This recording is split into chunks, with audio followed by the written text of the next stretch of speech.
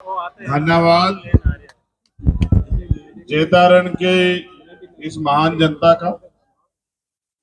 मैं तो जेतारण उस तरह से पहले नहीं आ पाया। एक बार मुझे जेतारण के साथियों ने बुलाया भी था एक सामूहिक विवाह सम्मेलन में, उसमें भी मैं नहीं आ पाया था। लेकिन इस बार मैं धन्यवाद दूंगा दिलीप चौधरी जी का, जिनकी वजह से मुझे यहाँ आने का मौका मिला। इस मंच पर उपस्थित सभी समाज के सम्मानित नेतागण, हमारी बहनें भी यहाँ बैठी हैं, Azad Samaj party, Bhim army, RLP के सभी नेतागण, सभी साथियों और मेरे सामने उपस्थित इस विशाल जनसमूह के रूप में हमारी माओ बहनों, बच्चियों, नौजवानों, बुजुर्गों और मेरे हम उम्र साथियों, मैं आपका जेतारण की धरती पे और इतने बड़ी समूह के रूप में आप एक संदेश देने के लिए यहाँ इकट्ठा हुए, उसके लिए धन्यवाद करता हूं। दिलीप जी हमसे पहले भी यहाँ इस लड़ाई को लड़ते रहे और दिलीप जी ने सब लोगों की सेवा करने का काम किया। एक बार इनको मौका मिला और दो बार इनको मौका नहीं मिला। इस बार हमने ये तय किया कि जिनको मौका नहीं मिला, चाहे उनमें दिलीप जी हो या आप सब लोग हो, आप सब लोग भी विकास के उस परिकल्पना से, विकास के उस लक्ष्य से अधूरे रहे जो जेतारण में होना चाहिए था, जिसका अवसर आपको मिलना चाहिए था। मैं बहुत लंबे समय से राजस्थान में होने वाले हर अन्याय पे लड़ता हूं। इस मंच पर हमारे बहुत ही वरिष्ठ नेता भाई अनिल जी, जो भीम आर्मी के प्रभारी है सुनील अस्ते जी, भाई विजय जी, अमित कसाना जी, और मैं बहुत जिम्मेदारी से कह रहा हूं मीडिया के लोग यहाँ, मेरी इस बात को आप याद रखना, राजस्थान के होने वाले भावी मुख्यमंत्री भाई हनुमान जी मेरीवाल भी आज यहाँ उपस्थित हैं और सड़क से लेकर सदन तक विधानसभा में आपकी आवाज उठाने वाली एक बहुत ही कर्मठ संघर्षशील हमारी बहन इंदिरा जी बावरी भी यहाँ, विधायक जी यहाँ मौजूद हैं। सम्मानित साथियों, बहुत सारी चीजें कहने के लिए, आप बहुत जिम्मेदार समझदार लोग हैं। बच्चों थोड़ा सा पीछे हो जाओ, एक माँ मुझे दिख रही है माँ, और मैं किसी माँ को कष्ट में नहीं देख सकता हूं, मैं आपसे आग्रह करूंगा कि आप पीछे हो जाओ। देखो मेरे पिता टीचर थे, मैंने यही सीखा है, जहां बहन बेटियों का, माओ का सम्मान ना हो वो जगह अच्छी नहीं होती है। मैं आपसे आग्रह करूंगा मेरे भाइयों, अगर सच में आप मुझसे प्यार करते तो पीछे को हो जाओ। मैं आपके इस प्यार को भूलूंगा नहीं, लेकिन अगर बहन बेटियों को तकलीफ हुई तो मैं शायद खुद को माफ नहीं कर पाऊंगा। मैं आपसे आग्रह करूंगा, जहां तक बहन बेटियां माएं खड़ी है वहां से पीछे हो जाओ। मैं अपनी बात तभी रखूंगा जब आप ऐसा माहौल बना दोगे। अगर एक भी माँ को, बहन को कष्ट होगा तो क्या क्या फायदा हमारी राजनीति का, क्या फायदा हमारे संघर्ष का, आप बताओ।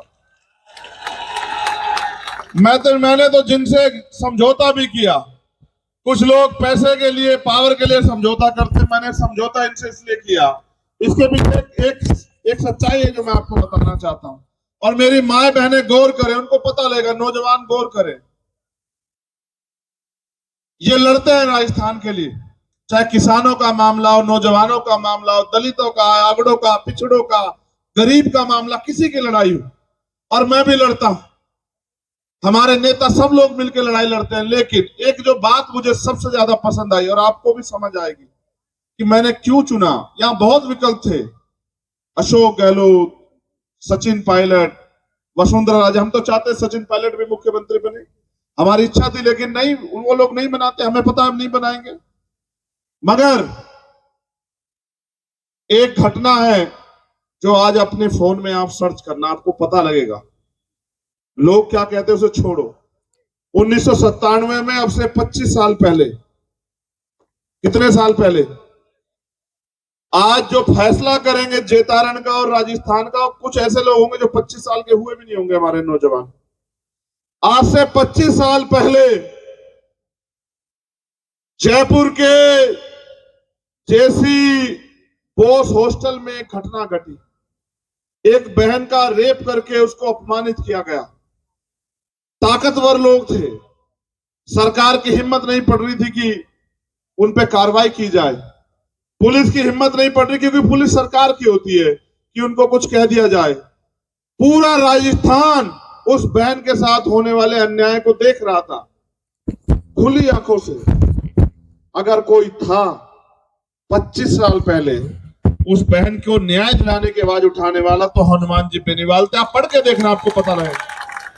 ये अकेला शख्स जयपुर राजधानी की सड़क पे गाड़ी बीच में लगा दी और कहा कि गाड़ी और तब हनुमान बेनीवाल तब हटेगा जब उन अपराधियों को गिरफ्तार किया जाए। ऐसा हौसला, पहाड़ जैसा संघर्ष जिसके पास हो, फिर उससे क्यों ना उससे ताकत मिला के आगे बढ़ाया जाए। हनुमान जी लड़ते हैं, पिछली बार भी लड़े और बहुत आगे बढ़ जाते, लेकिन जो कमी रह गई वो थी चंद्रशेखर आजाद की। तो मैंने तय किया, और हम जब दोनों भाई बैठे,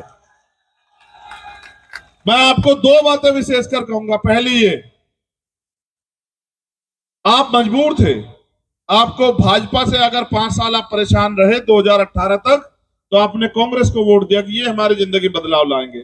जब आप कांग्रेस के भ्रष्टाचार से परेशान हो गए, कैसा भ्रष्टाचार, आप एक एक पैसा जुटा के अपने बच्चों को पढ़ाते, ये सोचते हैं कि वो उनको रोजगार मिलेगा, लेकिन सरकार में बैठे नेता और मंत्री पेपर लीक करा के अपने और अपने बच्चों को, अपने रिश्तेदारों को, बच्चों को बस भर भर के पेपर लीक करा के उनको नौकरी देने का काम करते हैं, और किसानों के, गरीबों के बच्चे पढ़ लिख के सड़कों पे बेरोजगार घूम रहे हैं।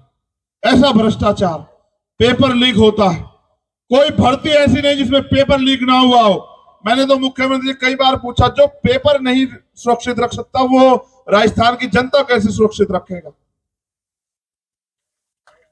सीएचए के भाइयों ने कोरोना काल में बहुत सेवा की, कोरोना काल में इतनी सेवा की, अपनी जान को जोखिम में लगा दिया। उनकी नौकरी छीनने का काम इस सरकार ने किया। तृतीय श्रेणी के टीचर हमारे भाई जो बच्चों को पढ़ाने का काम करते हैं, उनके ट्रांसफर पोस्टिंग पे इनके विधायक, एमएलए और मंत्री पैसे लेते हैं, जेब काटने का काम करते हैं, चोर बाजारी करते हैं। आप अगर एनसीआरबी का डाटा पढ़ोगे, हमारी बहनें यहां बैठी हैं, आप एनसीआरबी का डाटा पढ़ना, सबसे ज्यादा महिलाओं पर अगर अन्याय अत्याचार होता है उत्तर प्रदेश, मध्य प्रदेश के बाद तो राजस्थान में होता है। सच ये है, जिस राजस्थान में के बलिदान की गाथा दुनिया गाती है, उस राजस्थान में बहन बेटियां सुरक्षित नहीं है। ये किनके राज में हो रहा है? कांग्रेस के राज में। और हमारे लोगों को लगता है कांग्रेस उनकी तेजी। आपको अगर नहीं याद हो तो फिर याद कर लो, इंद्र मेघवाल, जितेंद्र मेघवाल,